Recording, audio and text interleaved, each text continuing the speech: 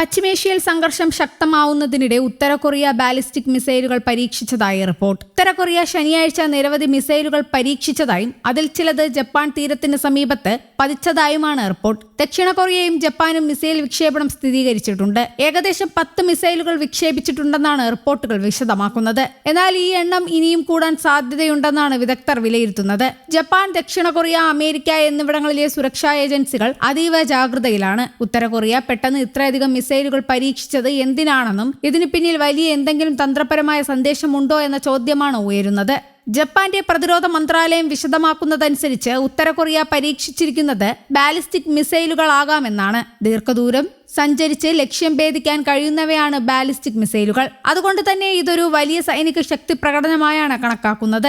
റിപ്പോർട്ടുകൾ അനുസരിച്ച് ജപ്പാന്റെ സമുദ്രാതിർത്തിക്ക് സമീപം ഏകദേശം 2800 മൈലിലധികം ദൂരത്തിലാണ് ഈ മിസൈലുകൾ പതിച്ചത്. ഇതോടെ മേഖലയിലെ സുരക്ഷയെക്കുറിച്ച് ആശങ്ക വർദ്ധിച്ചിട്ടുണ്ട്. ഇതുവരെ വലിയ നാശനഷ്ടങ്ങളൊന്നും റിപ്പോർട്ട് ചെയ്തിട്ടില്ലെങ്കിലും ഏഷ്യയിൽ വർദ്ധിച്ചു വരുന്ന സൈനിക സംഘർഷത്തിലേക്കാണ് ഈ സംഭവം വിരൽ ചൂണ്ടുന്നത്. ഉത്തര കൊറിയയുടെ വലിയ രീതിയിലെ മിസൈൽ പരീക്ഷണം അമേരിക്കയും ദക്ഷിണ കൊറിയയും നടത്തിയ സംയുക്ത സൈനികാഭ്യാസത്തിനുള്ള മറുപടിയാണെന്നും അന്തർദേശീയ പ്രതിരോധ വിദഗ്ധർ പ്രതികരിക്കുന്നുണ്ട്. സാധാരണയായി അമേരിക്കയും ദക്ഷിണ കൊറിയയും വലിയ രീതിയിൽ സൈനികാഭ്യാസം നടത്തുമ്പോഴെല്ലാം ഉത്തര കൊറിയ അതിനെ തങ്ങളുടെ സുരക്ഷയ്ക്കുള്ള ഭീഷണിയായാണ് കാണാറ്. ഇതിന് മറുപടിയായി അവർ മിസൈൽ പരീക്ഷണം നടത്താറുമുണ്ട്. ഇത്തവണയും അതുതന്നെയാണ് സംഭവിച്ചതെന്നാണ് വിലയിരുത്തൽ. ആദ്യ റിപ്പോർട്ടിൽ 10 മിസൈലുകളുടെ കാര്യമാണ് പറയുന്നതെങ്കിലും യഥാർത്ഥത്തിൽ ഇതിലും കൂടുതൽ മിസൈലുകൾ പരീക്ഷിച്ചിരിക്കാമെന്ന് ചില സുരക്ഷാ വിദഗ്ധർ പറയുന്നത്. പലപ്പോഴും എല്ലാ വിക്ഷേപണങ്ങളും ഉടൻ പുറത്തുവിടാറില്ല. അതുകൊണ്ട് തന്നെ പിന്നീട് എണ്ണം കൂടാനുള്ള സാധ്യതയുണ്ട്. അങ്ങനെ സംഭവിച്ചാൽ സമീപകാലത്ത് ഉത്തര കൊറിയ നടത്തിയ ഏറ്റവും വലിയ മിസൈൽ പരീക്ഷണങ്ങളിൽ ഒന്നായി ഇത് മാറും. കഴിഞ്ഞ കുറച്ച് വർഷങ്ങളായി ഉത്തര കൊറിയ, ദക്ഷിണ കൊറിയ, ജപ്പാൻ, അമേരിക്ക എന്നിവർക്കിടയിലുള്ള സൈനിക നീക്കങ്ങൾ വർദ്ധിച്ചു വരികയാണ്. മിസൈൽ പരീക്ഷണങ്ങളും സൈനികാഭ്യാസങ്ങളും മുന്നറിയിപ്പുകളും കാരണം കൊറിയൻ ഉപദ്വീപും കിഴക്കൻ ഏഷ്യയും സംഘർഷഭരിതമായ മേഖലയായി മാറിയിരിക്കുന്നു.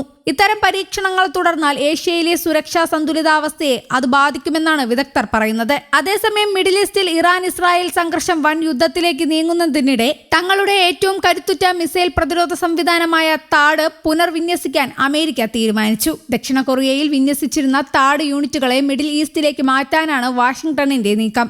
ഇറാന്റെ തുടർച്ചയായ മിസൈൽ ആക്രമണങ്ങൾ അമേരിക്കയുടെയും ഇസ്രായേലിന്റെയും പ്രതിരോധ കവചങ്ങളെ സമ്മർദ്ദത്തിലാക്കുന്ന സാഹചര്യത്തിലാണ് ഈ അടിയന്തര നടപടിയെന്നാണ് പുറത്തുവരുന്ന റിപ്പോർട്ട്. അതേസമയം അമേരിക്കയുടെ ഈ നീക്കത്തിൽ ദക്ഷിണ Korean president Lee Jae Myung പരസ്യമായി എതിർപ്പ് പ്രകടിപ്പിച്ചു കഴിഞ്ഞു. ആയുധങ്ങൾ കൊണ്ടുപോകുന്നതിൽ വിയോജിപ്പുണ്ടെങ്കിലും തങ്ങളുടെ പരിമിതികൾ അദ്ദേഹം തുറന്നു പറഞ്ഞു. വടക്കൻ കൊറിയയിൽ നിന്നുള്ള ഭീഷണി നിലനിൽക്കെ താഡ് മാറ്റുന്നത് ദക്ഷിണ കൊറിയയെ ആശങ്കയിലാക്കുന്നുണ്ട്. 2017 താഡ് ദക്ഷിണ കൊറിയയിൽ സ്ഥാപിച്ചപ്പോൾ ഏറ്റവും കൂടുതൽ പ്രതിഷേധിച്ചത് ചൈനയായിരുന്നു.